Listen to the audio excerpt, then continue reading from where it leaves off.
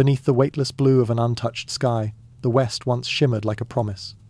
The horizon stretched forever, a thin gold ribbon where hope and heat met in silence. For generations, this was the vision sold to restless hearts, a place where fences ended, debts dissolved, and a man could be remade by the dust he walked through. The story always began at sunrise, horses stamping, pistols gleaming, courage catching fire in the morning light. But the story rarely lingered past dusk. They said the West was freedom. They didn't mention what freedom cost.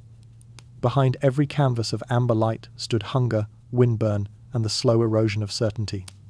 The plains looked open, yet they trapped men within distances too vast to measure. The mountains looked eternal, yet their silence crushed the mind. Each mile of land was both invitation and warning, whispering that the world cared nothing for human desire. In those endless miles, loneliness grew like sagebrush, sparse at first, then everywhere. Letters home took months to arrive, graves took hours to dig. The dream of rebirth faded under the same sun that once promised redemption. Still, settlers told themselves they were chasing liberty. Perhaps they needed to believe that, to mask the truth that most were only running from something else, a debt, a crime, a past too heavy to bear. At night, when the wind changed and the stars turned cold, the illusion trembled. Fires flickered in the distance that weren't campfires. Wolves howled, or maybe they didn't. Sometimes it was just the echo of regret. The frontier became a mirror for the human heart, vast, beautiful, and merciless. What looked like opportunity by daylight turned into judgment by moonrise. The myth of the golden frontier endured because it comforted those left behind. In the safe glow of cities, people imagined the West as purity struggle made noble, chaos transformed into story. Yet on the plains themselves, the dream cracked like dried mud. Freedom was not flight, it was exposure. To live ungoverned was to face everything civilization had protected you from. The brave discovered that nothing is heavier than silence, and nothing lonelier than survival. So the next time you picture the Wild West bathed in amber light, imagine what came after sunset. The color drained, the warmth faded, and the frontier that glittering promise stood naked and cold. The West, as we were told, was discovered by adventurers, but in truth it was invented by dreamers afraid of waking up. As that dream begins to unravel, a new question rises with the dust. Who built it, and who kept it alive? Long before the railways carved steel through wilderness, another kind of track was laid stories. They travelled faster than any locomotive, carrying the scent of gunpowder and glory into every crowded city. In dimly lit parlours, readers devoured dime novels that turned nameless drifters into heroes and killers into saints. Each page polished the West until it gleamed like gold, until even the blood looked romantic under the lamplight. The legend wasn't born around campfires, it was built in printing presses. Writers who had never seen a cactus invented deserts where courage never died. Editors added duels that never happened, victories no one earned, and deaths that sold better than truth. The public didn't care. They wanted escape, not evidence. To a nation choking on factory smoke and rules, the Wild West felt like a breath of dangerous air. Travelling shows soon followed. Buffalo Bill's spectacle brought riders, sharpshooters, and mock battles to cheering crowds from Chicago to London. The audience saw savagery, tamed and rehearsed. They applauded at gunfire that echoed harmlessly across sawdust arenas. The myth became exportable, profitable, sacred. No one questioned whether the applause drowned out screams that once echoed across real canyons. But stories have appetites. The more people believed, the more they demanded to believe. Newspapers obliged, inventing new villains, printing rumors as fact, turning every dusty argument into an epic standoff. A man could become a legend before breakfast and be forgotten by dusk, but the legend would survive, multiplying like mirages across the national imagination. Why did they believe?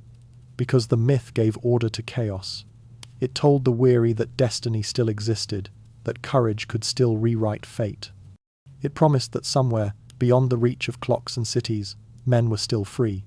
Perhaps the West was never about geography at all, but about longing, a rebellion against confinement disguised as history. Even today, fragments of that performance linger in the collective mind. We picture dust swirling around a lone rider, and something in us steadies. The illusion works because it speaks to the secret wish to live without consequence. Yet beneath every heroic silhouette lies another truth. Most nights in the West ended quietly, without witness, without song, just whined over forgotten bones. As the printing presses slept, reality did not. Out on the plains, men froze, caravans vanished, and towns flickered out before a headline could name them. The stories kept shining, though, so bright that they blinded the world to what was actually happening. The myth became armor, protecting the audience from the raw face of history. And once a nation learns to love its own reflection, truth becomes irrelevant. The West became America's favorite bedtime story, and no one wanted to wake up. But dreams eventually fade. When they do, what remains are the echoes, bouncing between truth and fiction, until you can't tell which sound is real. As those echoes dissolve into the wind, the horizon shifts again. Now we move closer, toward the heart of one small town, where myth and reality once shared the same narrow street. Its name was Deadwood, and when night fell there, the stories finally stopped pretending to be stories. Deadwood looked different after dark. By day it was noise and grit, boots striking boards, gamblers shouting over the rattle of dice, piano keys clanging beneath voices soaked in whiskey. But when the lamps dimmed, when laughter thinned and shutters closed, the town exhaled a long, uneasy breath. The streets that glittered with promise became corridors of shadow. The moon hung low, pale and watchful, painting silver over the same dust that daylight had turned to gold. Every sound carried meaning at night. The squeal of a saloon door, the far-off cry of a coyote, the soft scrape of metal on leather. Men who bragged loudly at noon spoke in whispers now. Women who smiled for coins by lamplight sat by windows, staring into the dark as if expecting it to answer. The myth of the fearless West dissolved here, replaced by something raw and quiet, the knowledge that courage has limits, and night tests them all. Some claimed that the town changed shape when the moon rose, that its alleys lengthened, its corners deepened, its shadows learned to listen.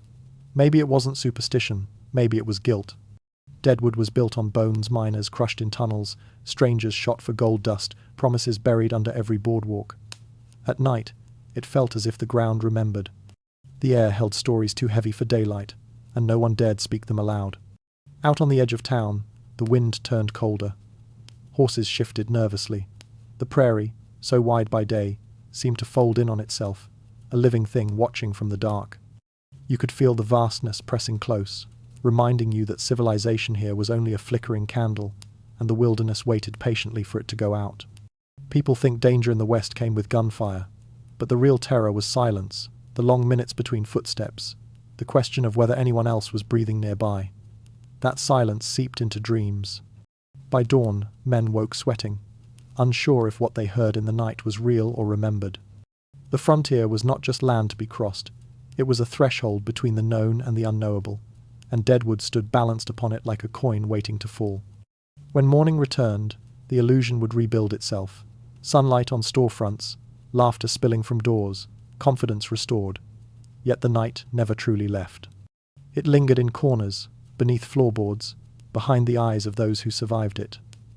The West they spoke of by day was only half a world. The other half, the half that breathed under moonlight, was the one no legend dared to tell. And it is into that half we must now descend, following the whispering dark beyond Deadwood's edge, where the myth gives way to hunger and the true predators begin to move. When the last light slipped from the sky, the West changed shape. The same hills that glowed gold by day became teeth of shadow by night. Travelers spoke softly then, voices wrapped in the kind of silence that warns you something is listening. Because out there, the most dangerous predators didn't crawl or slither. They walked upright, smiling when the sun was up, killing when it wasn't. Outlaws, bounty hunters, and drifters shared the same roads as their victims. They slept beneath the same stars, drank from the same streams, and waited for chance or desperation to turn to opportunity. Their faces were unremarkable, their names easily changed. In towns like Abilene or Dodge, you could shake a man's hand at noon and never know he'd slit another's throat by midnight. The West's mythology painted them as rebels or anti-heroes, but the truth was quieter, colder. Most were simply hungry for money, for revenge, or for the thrill of deciding who lived and who didn't. When night fell, their world began. Boots padded softly across hard-packed dust. Doors opened without creaks because men learned to oil the hinges. The first sound most victims heard was breath, not words, not warning, just a human exhale inches away. The next was silence. That's how the frontier kept its secrets, through absence. No witnesses, no justice, only rumors that drifted like smoke through canyons.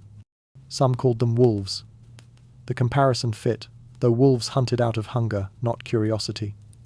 These men didn't need to survive the way the wilderness did. They needed to feel something. In the dark, morality became optional. A traveler's satchel might be worth a life. A stranger's fear might feel like proof of existence. Civilization was too far away to argue. And still, they weren't monsters from birth. The West made them. Loneliness corrodes the soul. Thirst eats reason. Silence eats guilt.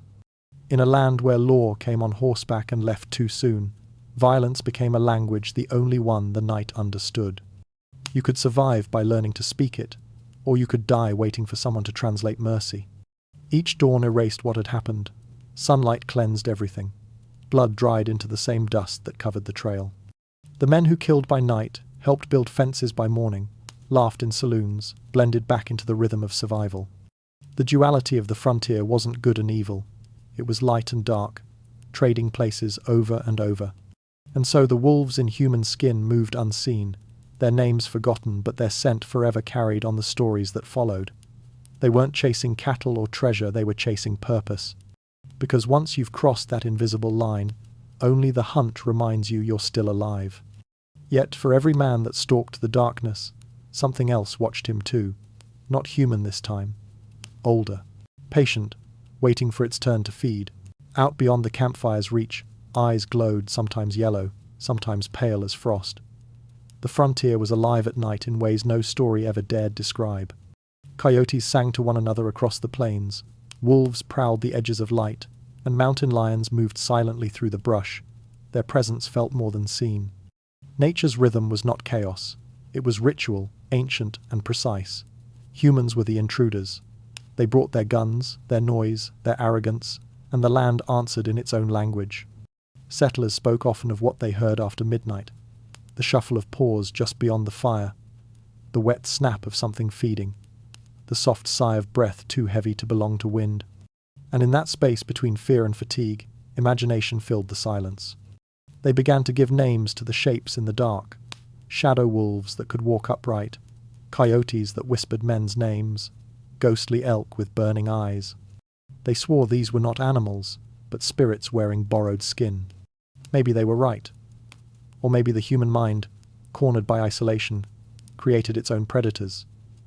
In the West, fear needed form to be understood, and so the wilderness obliged. It became haunted, not by ghosts, but by the reflection of those who feared it.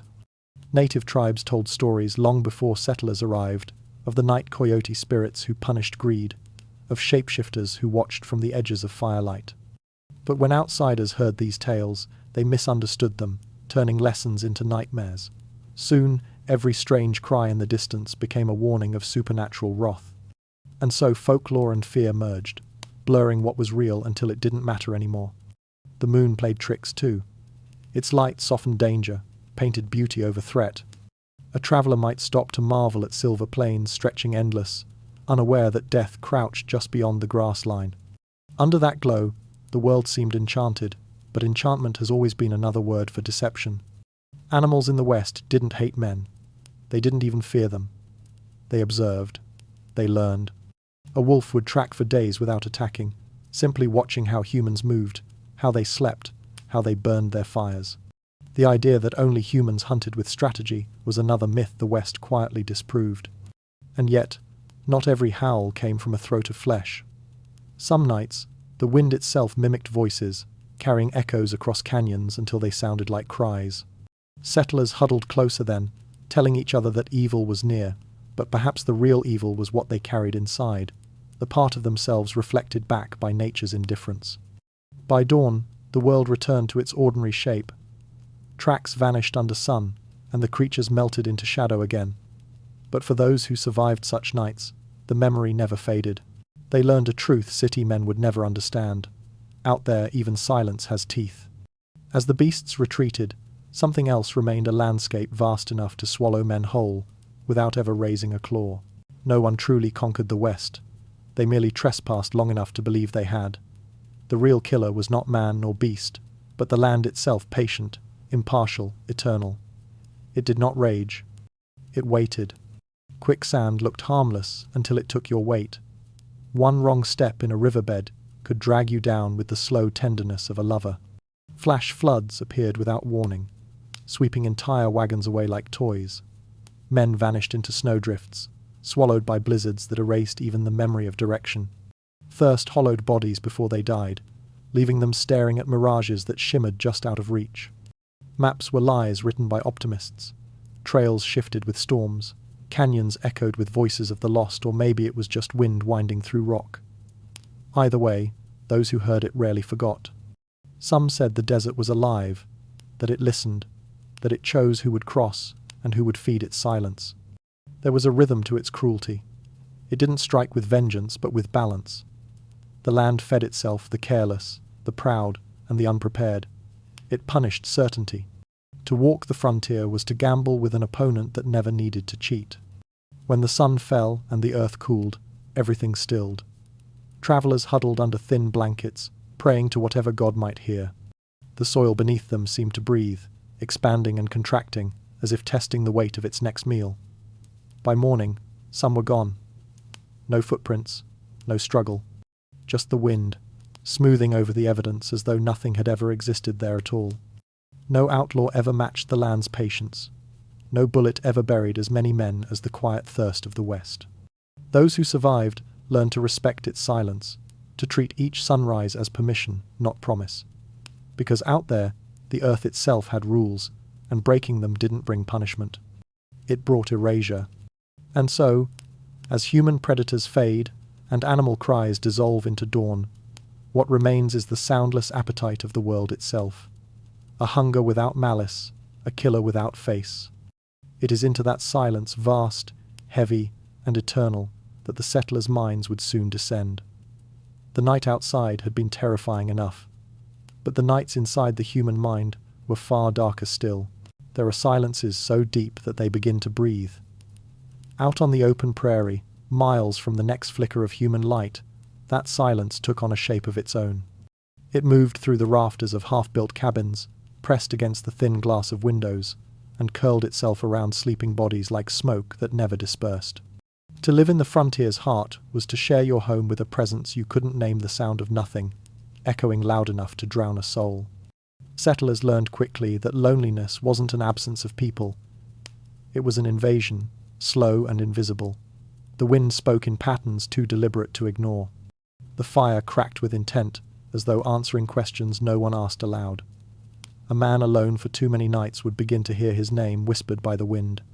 A woman left to tend a dying flame would see movement beyond the glass, even when there was no one to move.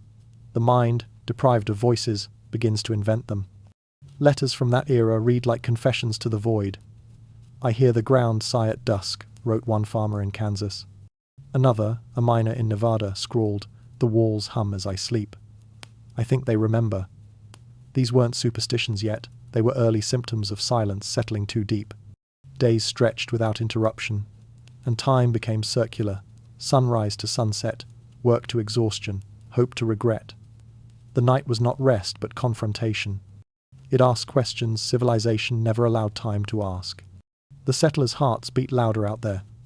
In the stillness, every pulse felt like a signal proof of existence sent into emptiness, waiting for an answer that never came. Loneliness blurred into faith, then into fear. They began to wonder if the land itself was listening, if the earth beneath their feet craved company so badly it called them closer through illusion. It wasn't madness, not yet just the first tremor of doubt, that quiet voice suggesting they might not be alone after all. By dawn, exhaustion numbed those thoughts. Work erased imagination. But night returned, relentless and unchanged, and the silence resumed its careful feeding. Some settlers learned to speak aloud just to fill the air.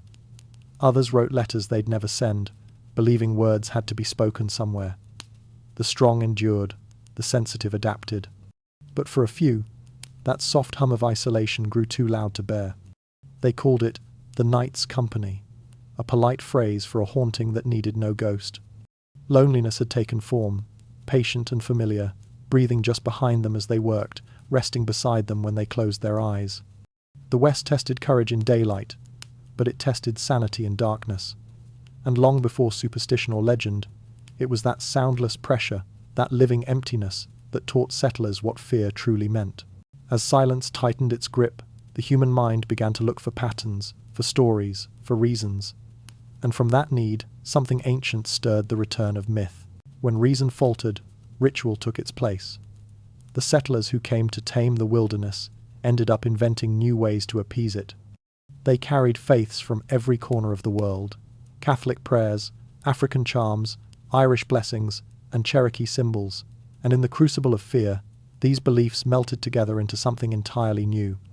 The frontier became a patchwork of protections. Bottles hung on doorframes to trap wandering spirits, iron nails crossed above windows to block curses. Fire kept burning through the night, so the darkness would never feel welcome. No one called it magic, not out loud. They called it precaution. A farmer would salt his doorway and insist it kept pests away, though he sprinkled extra whenever his dreams turned strange. A mother would whisper to the wind before drawing water, pretending it was a prayer of thanks when it was really a plea for permission. Somewhere between habit and hope, superstition settled into everyday life. They said, whistling after sundown invited ghosts. They said if a horse refused to cross a stream, the dead were passing through it. A bird tapping on a window was never just a bird. It was a soul reminding you it hadn't forgotten your debt. These weren't stories told for amusement, they were survival rules, learned the hard way, handed down with the same gravity as recipes or maps. The darkness of the West wasn't just absence of light. It was a space filled with meanings too subtle for daylight to tolerate. When wind moaned through canyons, people said the old gods were speaking again. When storms rolled suddenly across flat land, it meant someone nearby had broken a promise. The mind's instinct to explain replaced its ability to endure. Every creak in the cabin became a sign, every dream a message, every chill a visitation. And yet, these whispers brought comfort. To believe meant the darkness could be reasoned with. If spirits existed, perhaps they could be appeased. Fear became a dialogue, not a void. The settlers' nightly rituals, the turning of locks, the muttered charms, the careful extinguishing of lamps, gave them a rhythm that mirrored prayer. Even the most skeptical learned not to mock it. On nights when storms silenced the crickets, they too found themselves murmuring to empty rooms. No culture dominated the frontier. Instead, they merged. Old European folklore twisted together with indigenous cosmology and African spiritual resilience. The result was neither religion nor myth, but something older, a language of coexistence between man and the unseen. In that convergence, the West became a living storybook written in fear and awe. By day, these settlers were rational, practical people of soil and survival. But when darkness returned, logic dimmed with the sun. They looked into the blackness beyond their windows and saw eyes where there were none, footsteps where the ground was still. They did not question the evidence. The unknown had personality now, mischievous, vengeful, sometimes protective. The frontier had learned to whisper back. And once the whispers began, it was only a matter of time before some minds started answering them. Those who listened too closely would soon hear more than the wind. They'd hear invitation. There comes a moment when the mind turns on itself, when fear, faith, and isolation fold together until reality thins. The frontier was fertile ground for that collapse. Some settlers vanished without trace, their cabins found intact, their fires still burning, their journals ending mid-sentence. Others were discovered wandering barefoot through fields, muttering to invisible companions. Neighbors would whisper, "The darkness took them," but perhaps it wasn't the darkness at all. Perhaps it was the silence finally claiming what it had shaped. Diaries from the period tell of hearing music where none played, of seeing lanterns moving across hills with no riders to carry them. One woman in the Dakotas described her reflection blinking when she didn't. Another man wrote of voices that begged him to come walk with them into the wind. He did. They found his hat 3 days later, but not his body. The wilderness didn't need to conspire against the human mind. It only needed to be vast enough to make reason feel small. When the familiar dissolves, imagination fills the gaps, and imagination has no mercy. The settlers who broke lost not their grip on sanity but their grip on boundaries. The night became internal, endless, and intimate. They didn't scream. They simply disappeared inward, swallowed by thought the way a traveller might sink into sand. Some said the land itself fed on these collapses, that the desert absorbed madness the way it absorbed blood. Others believed those who vanished didn't die, but crossed into a second west, unseen and eternal, where all the whispered names of the lost were finally answered. The truth was simpler and sadder. When the mind is starved of sound, it begins to eat itself. And yet, there is beauty in that descent, a fragile poetry born from the attempt to find meaning in nothing. These stories, written in trembling hands, reveal the last human act before surrender, the need to be heard. Even as they slipped away, the settlers wrote, drew, prayed, sang. They tried to leave echoes. They wanted the silence to remember them. The West didn't just kill men. It unmade their minds, peeled away the layers of certainty, until only wonder remained, raw and wordless. And from that unmaking, a new kind of faith was born, one that no longer needed gods or reason. Only the comfort of believing the night itself was alive. As their sanity faded, their stories hardened into legend. And those legends, ghostly, sacred, and strangely tender, would become the foundation of the West's next great transformation. For when madness learned to speak, it did so in the language of spirits. The West never slept quietly. Even after the last wagon moved on, and the final campfire burned to ash, something lingered along the trails. Footsteps that didn't belong to the living, voices that rose without mouths to carry them. Travelers spoke of riders appearing on ridgelines, glowing faintly blue, watching in silence before dissolving into mist. Others told of knocks on cabin doors that stopped the moment they were answered, of miners hearing pickaxes striking stone deep underground where no one worked anymore. Each story began as a warning and ended as a confession that maybe the land itself remembered everything done upon it. Every ghost story in the frontier had a purpose. It wasn't just fear that kept people awake, it was guilt. The soil beneath their boots was heavy with unburied truths, massacres forgotten, betrayals buried under fresh paint and laughter. And guilt, when left alone long enough, grows teeth. It prowls. It whispers. It starts to look like light moving through trees, or a shadow crossing the doorway just as you turn your head. Miners claim to see faces reflected in the walls of their tunnels, pale shapes behind the glint of quartz. Travelers reported hearing entire wagon trains passing by in the distance, their wheels creaking, their oxen lowing, though the prairie lay empty for miles. Some claimed they saw soldiers still patrolling long-abandoned forts, marching by moonlight, rifles on their shoulders, uniforms tattered but precise. The West's ghosts didn't hide in ruins. They walked openly in the same places they'd died, unaware that the world had moved on without them. But perhaps the haunting ran deeper. Maybe it wasn't the dead returning, but the living being reminded. The frontier was a theatre of ambition and betrayal. Every mine shaft carved into the earth was a wound that never healed. Every grave dug too shallow became a story waiting to resurface. And so the ghosts of the West didn't haunt towns, they built them. They filled saloons with laughter meant to drown out memory, filled churches with prayers meant to convince God to forget. Yet the echoes remained, patient as dust. What frightened people most wasn't the spectre itself. It was the realization that they could still feel something standing behind them when nothing was there. As though history itself had hands. As though the past refused to stay buried. And maybe it couldn't, because every trail that glittered under moonlight was also a graveyard, and every settlement was founded on a promise someone else had to die for. The West wasn't haunted by phantoms. It was haunted by consequence. As the tales of wandering souls spread from campfire to campfire, they grew into folklore, and folklore hardened into belief. By the time the century turned, even the skeptics left offerings for the unseen, a coin on a fence post, a sip of whiskey poured into dust, just in case the road remembered their names too. And as the ghosts kept their quiet vigil, the land itself began to answer in kind, not through shapes or faces, but through patterns of misfortune that looked eerily like judgment. Out here, nothing vanished without reason. When a mine collapsed or a town went dry, people didn't call it bad luck. They called it balance. The West had its own commandments, and those who broke them left behind more than bones.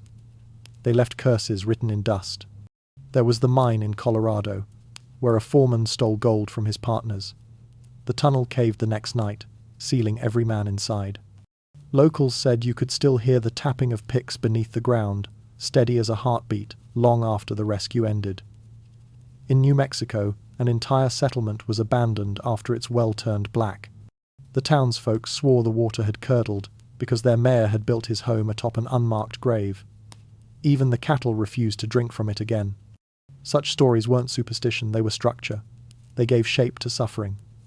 When drought struck, it wasn't climate, it was retribution. When a storm shattered a barn, it wasn't weather, it was warning. The people of the frontier didn't separate faith from fear, they married the two and called it wisdom. If the land took something from you, it was because you owed it. Yet behind each curse lay a human hand: theft, greed, betrayal. The West kept score. Maybe that's why its soil felt heavy, as if it was thick with memories that refused to settle. Travelers said certain valleys carried a taste of iron on the wind, like old blood. Crows gathered over places where crimes had been buried, circling long after the bones turned to dust. The land remembered, even when people chose not to. Those who tried to cheat fate rarely lasted long. One prospector struck rich, melted his findings into a golden cross, and wore it proudly. A month later, lightning struck his cabin, the only one for miles. The cross fused to his chest, branding him with the very greed he'd worshipped. The story spread, and no one ever mined that hill again. Whether true or not, it didn't matter. In the West, belief was stronger than proof. And still, the question lingered. Were these curses real, or were they the mind's attempt to find order in chaos? The narrator could never say for certain. But when patterns repeat across decades, even coincidence starts to look like design. In the calm of night, you can almost feel it, the weight of an old promise lingering underfoot, the faint pressure of something unseen, waiting to balance the scales. In the West, even the ground had a memory. And memory, once awakened, does not forgive easily. The camera of the imagination pulls back now, leaving behind the cursed mines and burned homesteads, drifting toward the empty towns they left behind. Places where voices once echoed, and now only whined replies. Towns that died as though some invisible hand had written their ending in the sky and closed the book. There's a strange moment around midnight when the fire burns low and the stories start to sound like truth. The wind softens, and the stars lean closer, listening. It's in that stillness the old-timers swore the night learned to talk. They said if you spoke too long about ghosts, you'd hear them answer not with words, but with sound. A branch snapping when no one moved, a faint hum beneath the ground. The echo of laughter, just distant enough to doubt yourself. It might have been the wind curling through canyons, but it never sounded the same twice. Something about it seemed deliberate, aware. Campfires became confessionals. Every flame told a story, and the smoke carried it upward, as if feeding an unseen listener. Maybe that was the real ritual of the frontier, not prayer, but dialogue.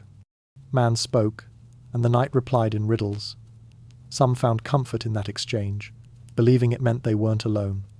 Others stopped talking altogether, afraid that to speak was to invite attention. It's hard to know where imagination ends and communication begins. The settlers believed both were sacred. The mind, strained by solitude, can turn shadows into shapes, sound into language. Yet, even knowing that, it's impossible to dismiss the feeling that something out there was listening. The darkness didn't just absorb stories, it responded to them, reshaping itself around each tale. Fear was fuel, and the more it was fed, the louder the answers became. Sometimes, the replies were cruel, a gust of wind extinguishing a flame right after someone mentioned death. Sometimes, they were kind, a sudden warmth, a spark, a coincidence too perfect to be chance. The night had moods, and those moods, like the people who tried to interpret them, were unpredictable.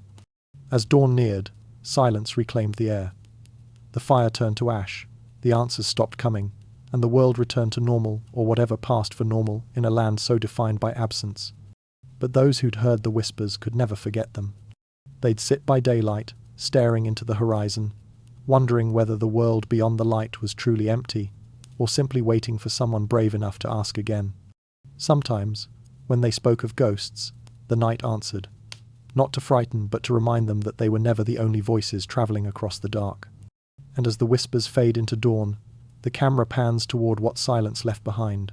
Whole towns emptied of their names, the ghosts gone quiet, the dust settling where life once gathered. Towns that will never speak again unless, of course, you listen closely enough. They still stand hollow bones of ambition scattered across the desert like fossils of another age.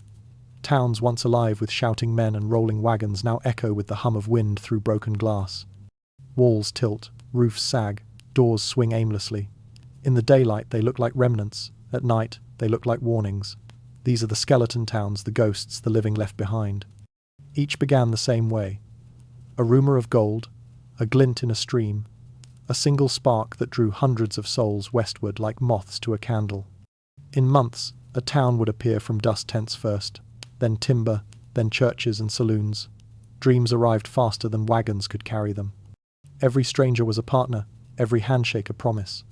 For a moment, hope had architecture. But gold, like fire, doesn't sustain, it consumes. The veins ran thin, the water ran dry, and the faith that built those streets cracked beneath the same sun that once made them shine. People packed up what they could and left the rest behind. Tables still set, letters half written, laundry frozen on the line. The lucky ones moved on, the unlucky ones stayed long enough to understand what silence really sounds like. The skeleton towns became monuments to repetition. Human ambition had a pattern: discovery, rush, exhaustion, collapse. Nature reclaimed what greed abandoned. Wind carried dust through empty windows. Sagebrush rooted in courthouse floors. Coyotes padded through churches where prayers once rose. The gold rush wasn't just a story of wealth, it was a rehearsal for disappearance. Walk through one of these towns today, and you can still feel the warmth of lives that passed through. A child's toy rests in the dirt, a broken bottle catches the light, and for a heartbeat, it feels like time has paused mid-breath. These places aren't haunted by spirits but by rhythm, the echo of footsteps long faded, repeating themselves in memory. The West didn't burn out. It faded away quietly, methodically, as if the desert itself decided it had seen enough of our noise. Every wall that still stands whispers the same truth. Nothing in the frontier truly belonged to us. We borrowed the land, built our illusions, and when the gold stopped glittering, the land simply took itself back. And as it did, something else began to rot, not the wood, but the promise that built it. For beneath every boarded window and rusted gate lay a story not of loss, but of betrayal, the moral decay that lingered even after the towns were gone. The West's heartbeat was greed, steady and feverish. It thumped beneath saloon floors and echoed through mine shafts carved into living rock. At first, it sounded like progress hammer strikes, pickaxes, laughter, the constant churn of creation. But every heartbeat born of greed beats itself to death. The story of each boomtown is the same song with a new verse: discovery, delirium, decay. In the beginning, the gold rush was holy. Men and women traveled thousands of miles chasing whispers of rivers that shimmered like salvation. They called it destiny. They called it divine. But under the hymn of fortune, something darker thrived: suspicion, envy, violence. Neighbors became rivals. Families split over claims. Justice was traded for ounces of ore. Churches preached gratitude, while men killed over pandust. The frontier didn't test morality, it stripped it bare. When the gold veins bled dry, the music stopped. Church bells rang one last time, their notes swallowed by the wind. Streets once crowded with shouting merchants turned to dust. A single door, swinging in the wind, sounded louder than any sermon. Those who stayed behind watched prosperity's ghost drift through town like morning fog, touching everything, claiming nothing. Even now, the ruins tell the same story. Broken plates lie beside rusted rifles. A wedding ring glints beneath the dirt, never worn again. A ledger in a collapsed bank still holds names of men who never collected their wages. Every object is a whisper of excess turned empty. The towns didn't die from scarcity, they died from appetite. The strangest thing about greed is how it survives its own collapse. Long after the miners left, fortune seekers returned, digging through ruins for leftover scraps. Some found traces of gold in riverbeds, enough to keep the fever alive. Others found nothing, but even nothing glimmered under the right light. Hope, it seemed, was as addictive as gold. Every ghost town began as a heartbeat that raced too fast. The pulse of profit pounded through timber and glass, until the whole organism collapsed from within. What remains now isn't death, but a kind of suspended life, a landscape holding its breath, waiting for the next hand to reach into its veins. And just beyond those ruins, unseen and unrecorded, life continued in smaller, quieter forms.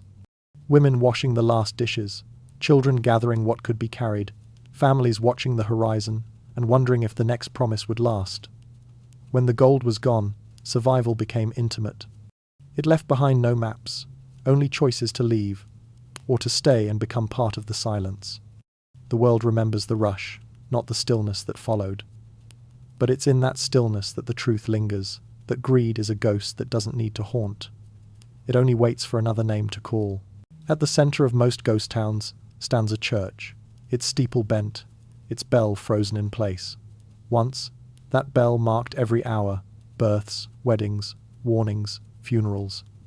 It was the town's heartbeat, keeping rhythm against the chaos of life. When it rang, people knew they belonged to something. But when the last miner left, when the last child's laughter faded into the wind, the bell stopped ringing, and in that moment, the West exhaled. The silence that followed wasn't empty. It was full of memories, of dust, of what-ifs. The wind found new ways to play through hollow houses, turning broken windows into flutes, door frames into drums. Time became the only resident. Seasons shifted, snow filled saloons, summer heat cracked the floors, and slowly the towns dissolved into the same earth they once defied. What was left was not tragedy, but equilibrium. Standing in one of these towns today feels like stepping into the pause between breaths. The air hums with absence, and yet it feels alive, as if everything waiting to be forgotten has chosen instead to wait. Perhaps the towns weren't cursed at all. Perhaps they were stories that had simply reached their endings and refused to be rewritten. There's beauty in decay, a strange mercy in disappearance. To fade quietly is a kind of grace. The West, so loud in its birth, so violent in its youth, learned to die gently. Its remains are not graves, but mirrors showing us what happens when ambition runs faster than wisdom. Listen closely, and you might still hear it, the faint ring of metal moving in the breeze, the echo of something that once called people home. When the last bell stopped ringing, the West finally exhaled. And in that breath, it left behind more than ruins. It left a reminder that every civilization, no matter how fierce or faithful, will one day fall silent. As the dust settles, the camera drifts once more. The bell tower shrinks behind us. The wind carries the sound of emptiness forward, and a new landscape begins to take shape. One not of buildings, but of men trying to maintain order where order no longer exists. The story moves now from the death of towns to the survival of conscience, where justice and corruption share the same campfire. At night, law and order had the same weight as a whisper. The lamplight stretched thin across the streets, its glow swallowed by the desert before it reached the edge of town. That was where the deputy began his patrol alone, listening to boots on boards, counting the seconds between his heartbeats. In daylight, the badge shone like promise. But by dusk, it glimmered like bait. The deputy's world was half law, half ghost story. He walked past shuttered saloons and quiet porches, his shadow tilting across walls that hid more secrets than sins. Every sound might have been danger. The click of a revolver's hammer, a door's sigh, or just the wind remembering how to move. Justice in the West wasn't about fairness, it was about endurance. To survive a night without firing meant you'd done something right, or hadn't yet been caught doing something wrong. They wore stars on their chests, but the night still owned them. Deputies and marshals, men who carried the burden of civilization in towns that barely believed in it. The badge was supposed to protect, but it marked them instead, a bright target pinned to human frailty. They drank to forget that truth. Whiskey dulled the noise, softened the edges of doubt, helped them believe they were still on the right side of something. By morning, the whiskey was gone, and the guilt returned, heavier than the gun on their hip. Out here, every lawman was a contradiction, a savior who sinned, a hero who lied. The line between order and survival blurred like heat over the desert. One deputy might take a bribe to look away from a killing. Another might invent one to justify his own. The frontier didn't breed corruption, it exposed it. The rules were too thin to hide behind, and when night stretched long enough, even conviction began to erode. There were stories whispered among the living, of sheriffs who disappeared into the hills, of deputies found miles from town with empty guns and eyes still open. Some said the night tested them. Others said it claimed what the badge never could, their peace. A few rare men stayed honest, but honesty in the West was like a candle in the wind, beautiful, brief, and doomed to flicker out. By dawn, the town would wake, and those same deputies would smile as if nothing had followed them home.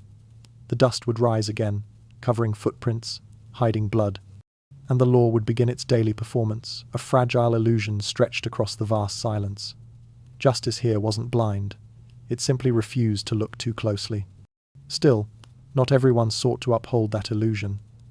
Some chose to walk outside it, entirely beyond the reach of law, beyond the need for belonging. They rode without destination or allegiance, answering only to the sound of hooves and wind. These were the drifters, the free men who mistook motion for meaning. They called them wanderers, loners, ghosts that hadn't yet learned they were dead. The drifters of the West left no footprints worth following. They arrived in silence and departed the same way, passing through towns like mirages here, then gone, leaving only a chair rocking slowly in the wind. Where sheriffs wore stars, drifters wore dust. They obeyed no one, trusted no one, and believed that the only way to survive was to keep moving. To stop was to be claimed by a place, a debt, or a memory. Freedom was their faith, but it was also their curse. Because freedom, out here, didn't mean safety. It meant solitude. The drifter's life had no script, no redemption arc. He could ride for days without speaking, guided by instinct more than reason.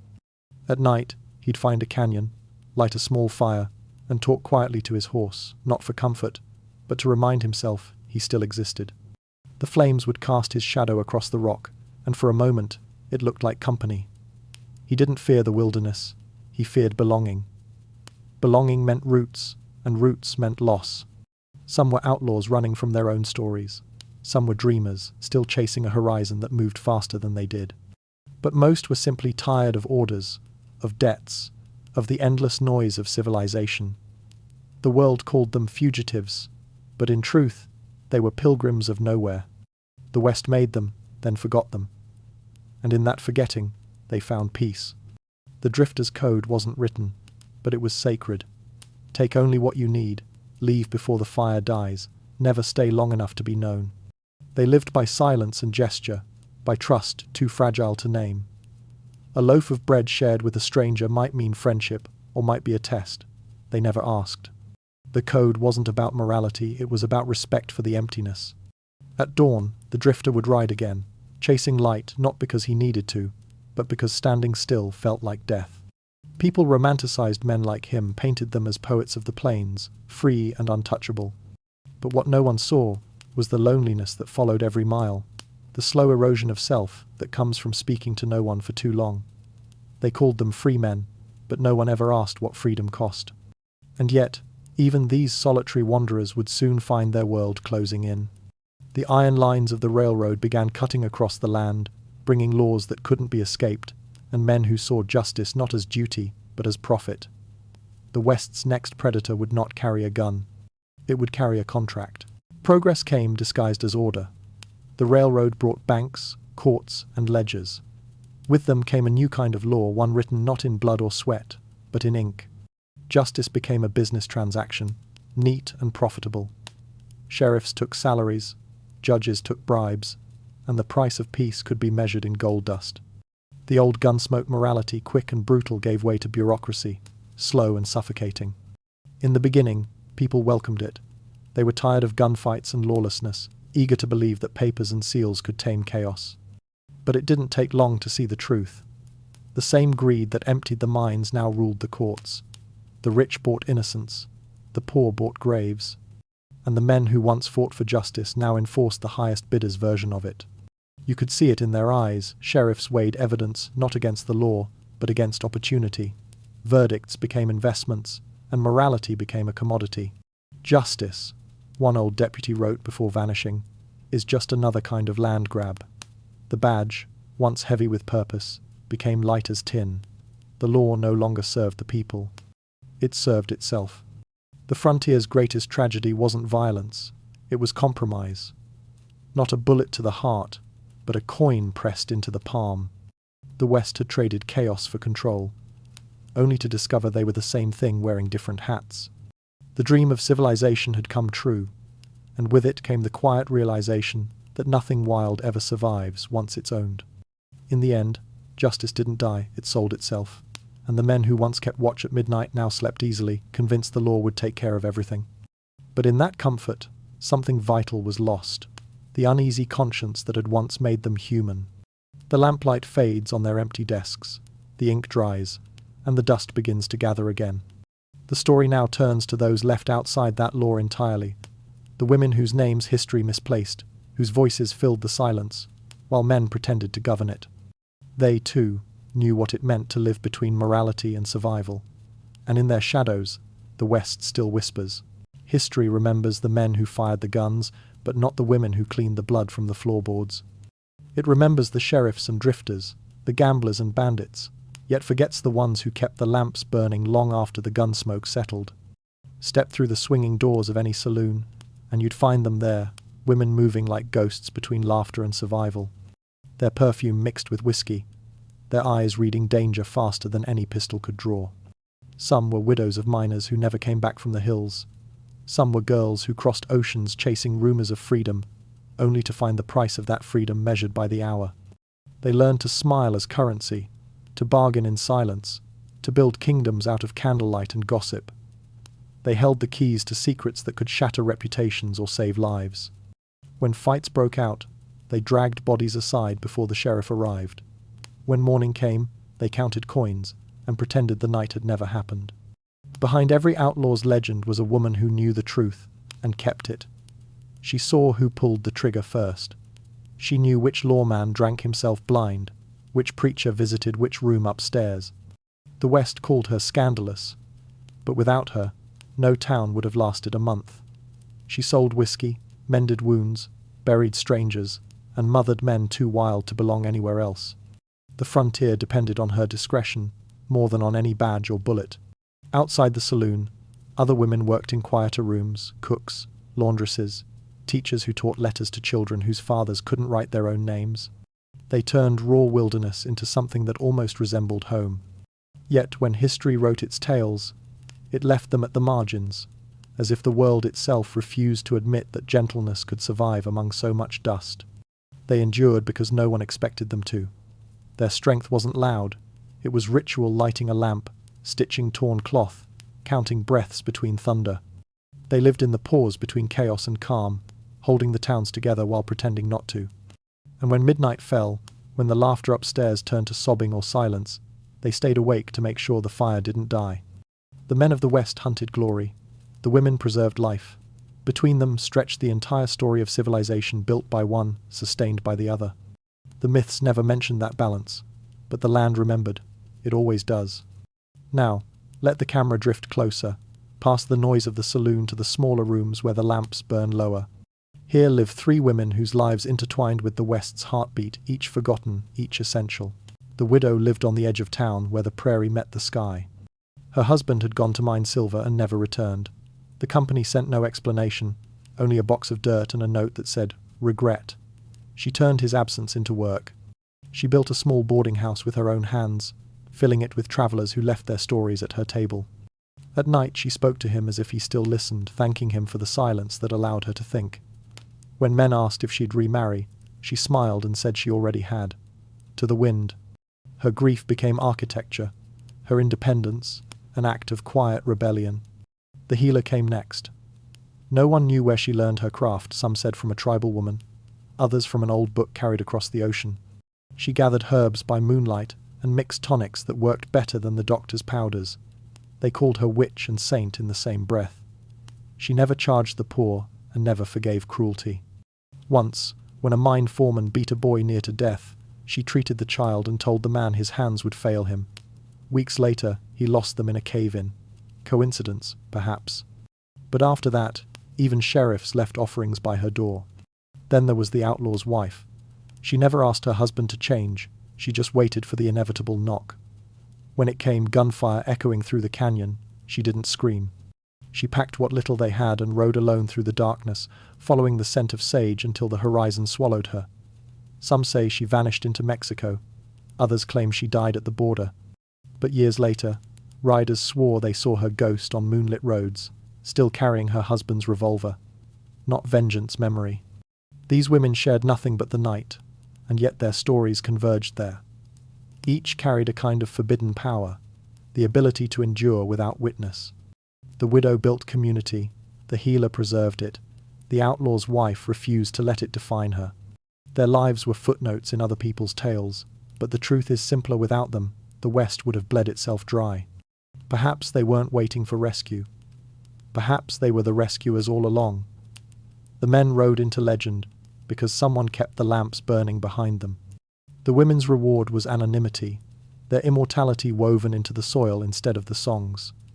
Every boarded-up house, every patch of wild sage, still carries their fingerprints. But time was changing. The faint hum of iron and smoke was creeping over the horizon. Progress, they called it trains, factories, telegraphs. The world that once depended on endurance was about to be replaced by one that demanded speed.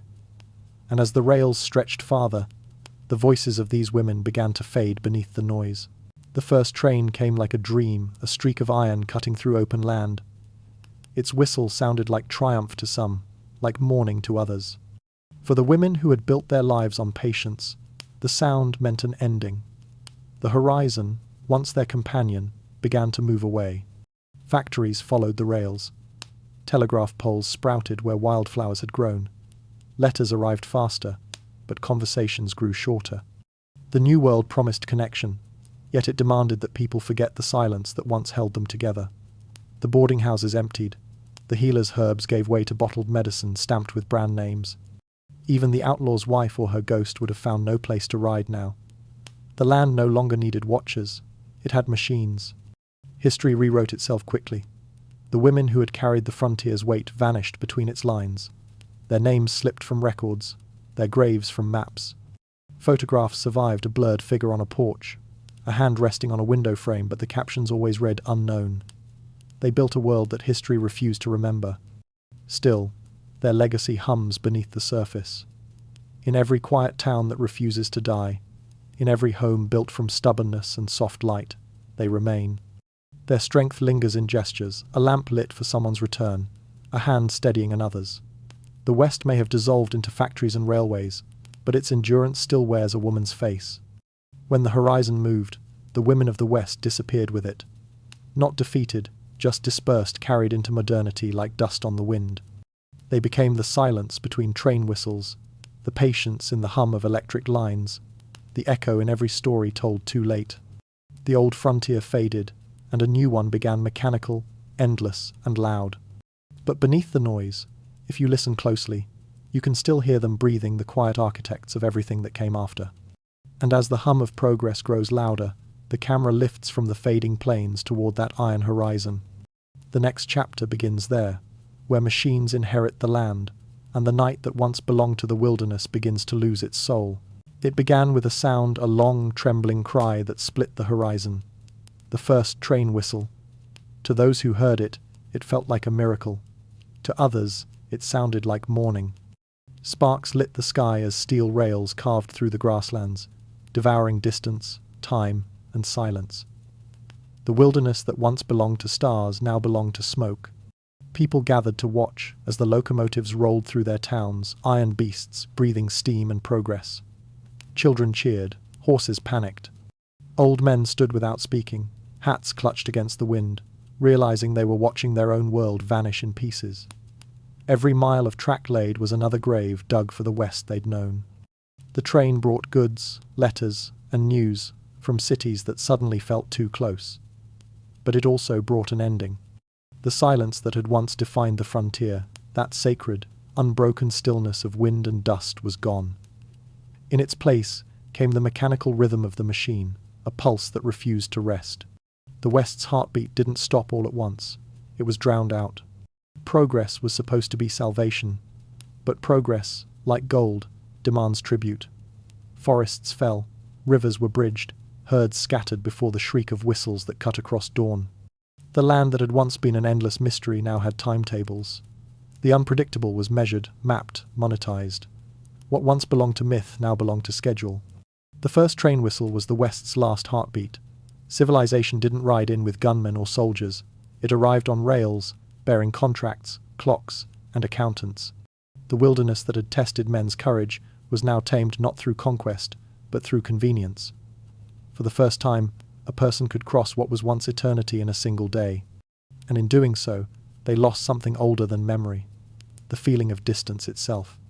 Night no longer brought wonder. It brought electric lamps that chased away the stars. The frontier's quiet, once filled with whispers of the unknown, turned into the hum of machinery and the clang of industry. The world grew louder, brighter, faster, and emptier. Progress didn't come as an enemy, it came as an invitation. And the West, weary from survival, accepted. But every invitation hides a cost. Those who had lived by the rhythms of nature found themselves standing on platforms, staring at a future they couldn't hear without flinching. The wilderness had been replaced by order, and order, though safe, is rarely alive. As the rails stretch toward the ocean, the camera pulls back. The wilderness shrinks, the lights multiply, and the night that once belonged to coyotes and campfires becomes a corridor of motion. The Old West doesn't die in gunfire or drought. It dies in progress's steady hum, and somewhere in that sound, you can still hear the faint echo of what it replaced. When fences rose across the plains, the cowboys, those untamed riders who had once been symbols of freedom, found themselves surrounded by boundaries they couldn't cross. Wire replaced open sky. Property lines replaced horizons. The range that had once stretched endless now had owners, deeds, and taxes.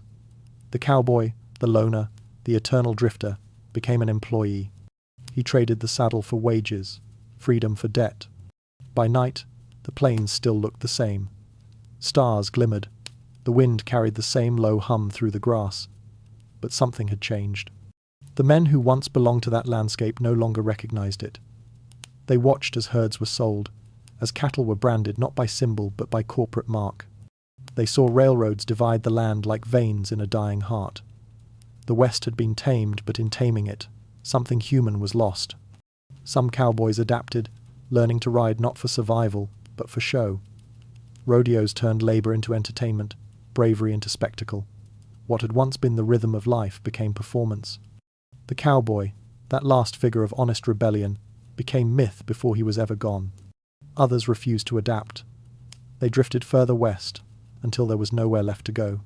Some found work on the edges of towns, breaking horses for money or guarding freight for the very rail companies that had stolen their sky. They lived quietly, carrying the past in their eyes, men displaced by the very civilization they'd helped clear the path for. Freedom cannot exist once someone measures it, and the West, once immeasurable, now fit neatly on a map. The frontier was no longer a direction, it was a museum exhibit, a word carved into nostalgia. The cowboys who remained became ghosts in their own time, wandering the edges of modernity, remembered only through the lens of stories already turning into legend. The last of them died quietly, not in duels or glory, but in hospitals and work camps.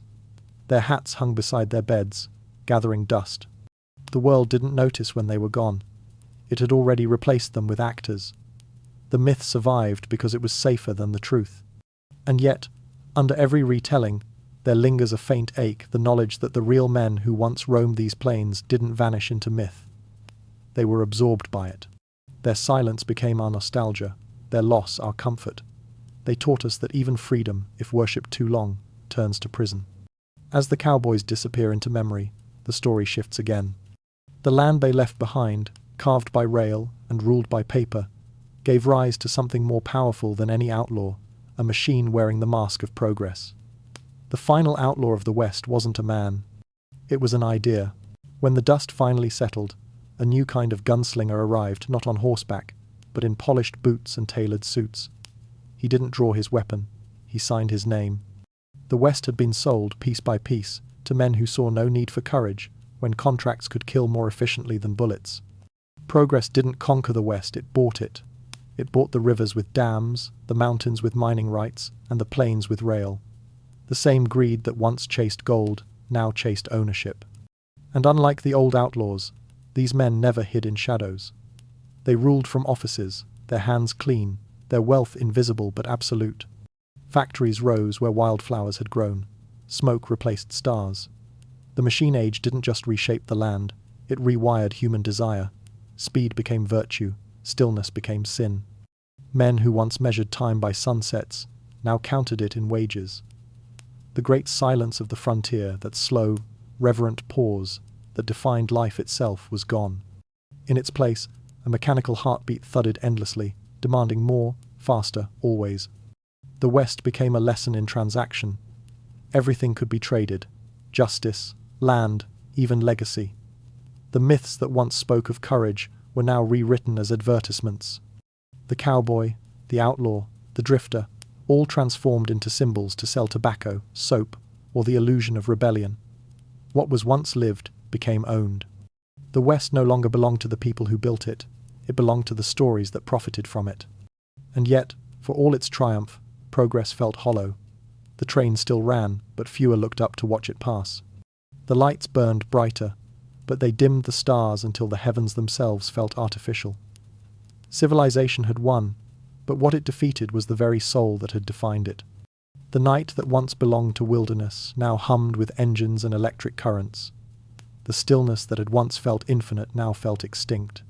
And somewhere beneath the layers of steel and soot, the Old West still sleeps buried but breathing, waiting for silence to return. Because every machine has its limit. Every empire of progress eventually pauses. And when it does, perhaps the faint sound of wind over forgotten rails will remind us of what we traded away and what still waits, quiet and patient, in the dark. We don't believe in the Wild West because it was true. We believe in it because we wish it were. The myth endures not through accuracy but through emotion. It soothes something restless in the modern soul, that quiet ache for simplicity, for a world where every action had weight and where courage could still alter fate. The frontier was never peaceful, but in hindsight, it feels pure. The dust becomes gold, the blood becomes legend, and the chaos becomes clarity. We tell ourselves we admire the strength of the pioneers, but what we really envy is their certainty. In a time when the world was still wide and maps had blank spaces, people could imagine themselves as explorers, even if they never left home. Now, with every inch charted, that dream has nowhere to go but inward. The myth of the West survives because it gives shape to longing, the human hunger for purpose, dressed in the clothes of nostalgia. Every myth is a mirror we polish to avoid seeing ourselves. The cowboy, the outlaw, the lawman, they're fragments of us, simplified, perfected, purified of doubt. They act without hesitation, love without restraint, and die without regret. In them, we find the lives we wish we lived, stripped of the ambiguity that modern life demands. That's why the myth persists even when we know better. Truth makes us restless, myth lets us sleep, but comfort has its price. The more we cling to illusions, the less we confront the world. We've built a world where freedom is sold in slogans, where exploration happens on screens instead of horizons. We tell ourselves we've advanced, but sometimes progress just means we've found more elegant ways to hide our fear of emptiness. The West, as we remember it, is a collective lullaby, a story sung to quiet our unease with modernity. And in that song, we trade complexity for calm. It's easier to love a lie when it whispers what we want to hear, that bravery is simple, that goodness is easy, that everything lost can someday be restored. The truth, of course, is less forgiving. The real West was built on contradiction, not clarity, on survival, not virtue. Yet even knowing this, we keep returning to its image. Because beneath every falsehood lies a human truth too fragile to face directly. The myth protects it, wraps it in dust and sunlight, and lets us believe that somewhere, in another age, we were better than we are now. The West has always been less a place than a feeling, and feelings, unlike facts, never die. They simply evolve. The myth doesn't end, it changes costume, waiting for its next stage. And that stage, in our time, has already taken shape not in deserts or saloons, but in the glowing landscapes of the modern age. We don't believe in the Wild West because it was true. We believe in it because we wish it were.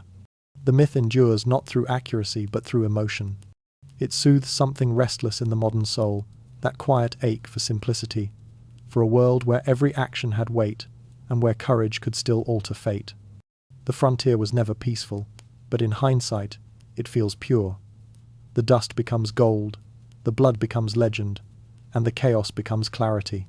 We tell ourselves we admire the strength of the pioneers, But what we really envy is their certainty. In a time when the world was still wide and maps had blank spaces, people could imagine themselves as explorers, even if they never left home. Now, with every inch charted, that dream has nowhere to go but inward. The myth of the West survives because it gives shape to longing, the human hunger for purpose, dressed in the clothes of nostalgia. Every myth is a mirror we polish to avoid seeing ourselves. The cowboy, the outlaw, the lawman, they're fragments of us, simplified, perfected, purified of doubt. They act without hesitation, love without restraint, and die without regret. In them, we find the lives we wish we lived, stripped of the ambiguity that modern life demands. That's why the myth persists even when we know better. Truth makes us restless, myth lets us sleep. But comfort has its price. The more we cling to illusions, the less we confront the world. We've built a world where freedom is sold in slogans, where exploration happens on screens instead of horizons. We tell ourselves we've advanced, but sometimes progress just means we've found more elegant ways to hide our fear of emptiness. The West, as we remember it, is a collective lullaby, a story sung to quiet our unease with modernity. And in that song, we trade complexity for calm. It's easier to love a lie when it whispers what we want to hear, that bravery is simple, that goodness is easy, that everything lost can someday be restored. The truth, of course, is less forgiving. The real West was built on contradiction, not clarity, on survival, not virtue. Yet even knowing this, we keep returning to its image. Because beneath every falsehood lies a human truth too fragile to face directly. The myth protects it, wraps it in dust and sunlight, and lets us believe that somewhere, in another age, we were better than we are now. The West has always been less a place than a feeling, and feelings, unlike facts, never die. They simply evolve. The myth doesn't end, it changes costume, waiting for its next stage. And that stage, in our time, has already taken shape not in deserts or saloons, but in the glowing landscapes of the modern age. The frontier never ended, it just went online. The same hunger that once drove settlers westward now drives humanity into digital wilderness, chasing connection, chasing meaning, chasing something that always retreats a little further ahead. Screens replaced horizons, algorithms replaced trails. The new explorers carry not compasses but passwords, not rifles but opinions. Yet beneath the modern glow, the old instincts still hum, expand, conquer, claim. Social media has become the new saloon, loud, lawless, full of performative courage. Virtual landscapes stretch wider than any desert, but they echo with the same loneliness. Every profile is a campfire burning in the dark, surrounded by unseen eyes. People duel with words instead of bullets, build reputations instead of homesteads, and still end each day haunted by silence. The myth of the West lives here, rebranded as ambition, adventure, entrepreneurship. We still celebrate the lone hero, the self-made wanderer, the one who rides against the crowd. We call it innovation now, but the rhythm is the same, the danger too. The frontier promises freedom, but demands isolation. It rewards speed, punishes stillness, and leaves those who pause behind. Progress, once measured in miles, now measures itself in clicks. But myths have patience. They evolve with us, reshaping their masks until we forget they're the same face beneath. The West's story never died. It simply learned to glow. The frontier spirit, bold, reckless, searching, still beats beneath every technological heartbeat, still whispers through every restless dream. We're still trying to outrun the same ghost, the fear that the journey will end, and we'll finally have nowhere left to go. And perhaps that's the secret the Old West left behind, that humanity doesn't crave discovery, it craves pursuit. The destination was never the point. The myth was never a lie meant to deceive, but a lullaby meant to soothe. We chase because stopping means listening, and listening, if we're honest, reveals the emptiness beneath all that motion. So we ride again, endlessly, through this new digital dusk, the last cowboys of imagination, chasing mirages through circuits and code. The horizon glows differently now, but the ache it hides is the same. And as we drift further into that infinite expanse, the echoes of the Old West travel with us, soft, persistent, reminding us that every frontier, no matter how modern, eventually becomes a memory whispered by the dark. The Wild West wasn't a place, it was a mirror we still stand before. The guns have rusted, the railroads hum with electric ghosts, and the prairies that once swallowed men are now mapped, fenced, and photographed. But if you look closely through the cracks of our cities, through the glass of our screens, you can still see it watching back. The Old West never ended. It simply changed its name. The same hunger that drove settlers to cross deserts now drives us to cross continents of ambition. The same instinct that made men stake claims on rivers now makes corporations stake claims on lives. Every skyscraper is a monument built from the same urge that once raised saloons and gallows side by side. Expansion was never about land, it was about dominance. And dominance, no matter the century, always wears the same face. The West's mythology lives inside us, the belief that freedom lies just beyond the horizon, that if we chase far enough, fast enough, we can escape the weight of what we've done. But every horizon turns out to be a circle. Every escape leads us home again. We tell ourselves we've evolved, yet the stories we glorify haven't changed.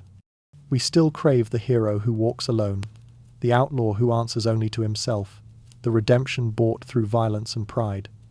The costumes are modern, but the souls beneath them are still dusty and tired. Sometimes, late at night, the world still sounds like the frontier. The hum of traffic becomes distant hooves, neon signs flicker like campfires. A siren wails, and for a heartbeat it's a coyote calling across endless plains. The same loneliness hums beneath the noise, that ancient ache for distance, for purpose, for a silence vast enough to feel like meaning. Civilization promised to bury that ache under progress, but it never did. We paved the wilderness, but we didn't quiet it. We killed the frontier, yet its shadow followed us into the modern age, waiting at the edges of every city, whispering through every ambition. The West, it seems, wasn't just a time or a place. It was a reflection of our nature, bold, cruel, beautiful, and unending. And so, even as the last traces of its dust fade from memory, its spirit lingers, haunting us not with ghosts, but with recognition. Because every time we chase something we can't name, every time we mistake conquest for freedom, we hear it again, that faint echo of hooves, that whisper of wind saying, "Asterisk, you've been here before, asterisk." The story of the West didn't end when the lights came on. It simply changed lighting. The frontier moved inward, into the heart, where the real wilderness still waits.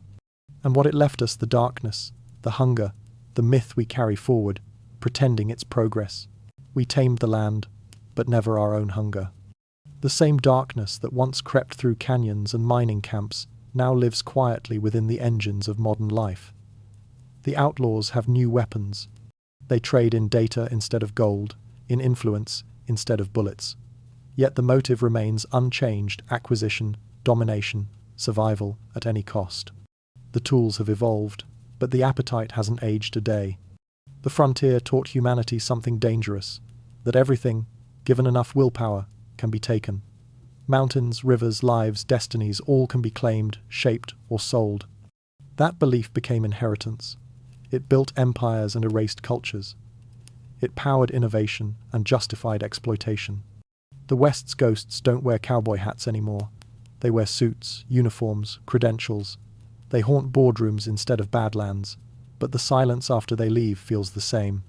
We still admire the ones who make their own way, even when that way cuts through others. We still tell stories about mavericks and self-made legends, but we rarely question what they destroy to become legends. We praise ambition as if it were a virtue, not a fever. The settlers once crossed deserts for gold, now we cross ethics for gain. Civilization didn't erase the darkness. It domesticated it, taught it to speak politely, to smile while it feeds. And beneath all that polish, the old instincts pulse like an unhealed wound. The will to take, to rule, to be remembered. The same instincts that drove men to draw guns now drive us to draw lines, digital and moral alike. The West never died because we never stopped being its children. We just built taller fences and called them progress. The isolation that once broke settlers now hides behind screens. The greed that once burned towns now fuels economies. The violence that once ended lives now, simply changes form, sharper, quieter, wrapped in legality. Civilization, it seems, is only the night tamed enough to look civilized. And yet, There is a certain beauty in acknowledging that inheritance. To see the darkness is to recognize ourselves fully, to admit that progress without reflection is just expansion in disguise. The real frontier now is internal, the boundary between what we create and what we corrupt. Each generation redraws it, believing they've reached the edge, only to find that the edge has moved again. The Wild West wasn't about the wilderness. It was about human nature, relentless, hungry, unfinished. And as long as that nature endures, the West endures with it, whispering through ambition, through greed, through the quiet hours before dawn, when even the most modern heart wonders what it's chasing and why. Because progress is just another trail, and every trail, no matter how far it leads, ends in the same question. What have we become in the dark? Moonlight again, soft, silver, endless. The same light that once glowed on wagon wheels and rifle barrels now glints off skyscrapers and satellite dishes. 100 years apart, and still, it looks the same. The West is gone, but its silence lingers, patient, eternal, waiting. The story ends where it began, in quiet. Because every myth dies twice, once when it's lived, and once when it's forgotten. Yet the West refuses the second death. It hums beneath our engines, breathes through our cities, and dreams through our films. It reminds us that no matter how far we advance, we are still creatures of the frontier, lost between conquest and wonder, between survival and soul. Listen closely. Beneath the noise of progress, beneath the heartbeat of machines, you can still hear it, that faint, low murmur, the breath of the wilderness we once thought we'd conquered. It's in the wind between skyscrapers, in the static between stations, in the stillness before sleep. The Old West never truly left. It simply learned to whisper through time. We built our world upon its bones, and the bones remember. They creak beneath the weight of our certainty, reminding us that the same forces that once drove men across deserts still drive us through our own emptiness. We keep building, reaching, expanding, but the silence always waits, patient as the desert itself, knowing that one day all movement must stop. When that moment comes, when the lights dim and the noise quiets, perhaps we'll hear it again. The rustle of wind through dead grass, the echo of hooves across unseen plains, the sigh of the earth remembering everything we forgot. And maybe, in that silence, we'll understand that we were never separate from it at all. The West still breathes after midnight. It lives in memory, in longing, in the soft shadow of everything we've built since. It is the myth we can't escape, the mirror we can't turn away from. And as the world turns and the night deepens, that mirror reflects us not as heroes or villains, but as wanderers, forever crossing the same endless plain, searching for home in the dark. The silence grows, the light fades, and the last words drift softly into the night. We are still out there, still riding, still listening.